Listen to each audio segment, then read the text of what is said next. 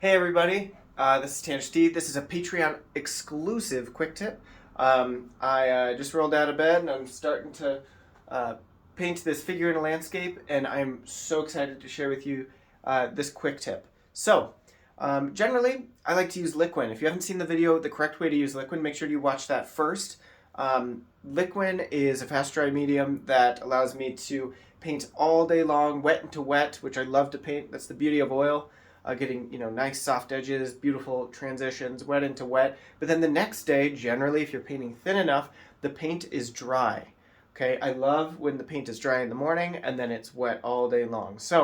Um, this quick tip is relating to drawing. Okay, so I am painting this figure in a landscape, and it generally looks like a human, right? It looks like a figure, but I want it to look just like my model. I want it to have the best likeness that I can possibly make it, right?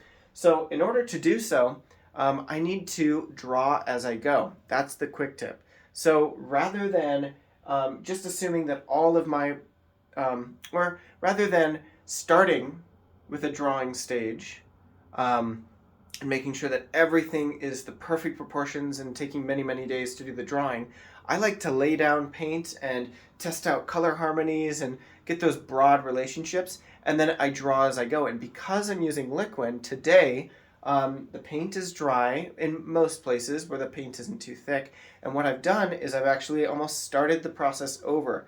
I've grabbed my Vine charcoal, and I'll show you. These are the corrections that I plan to make. So I'm shrinking the hand, I'm changing this taper, I'm expanding the wrist, I think the head needs to come down, the top of the head needs to go up, and I can only do this because the paint is dry. And when I first started out, I wasn't sure if you could use Vine charcoal throughout the process, but really, there is nothing wrong with that. It may mix into the paint a little bit, and you don't want that to happen because it could, change the color that you're applying.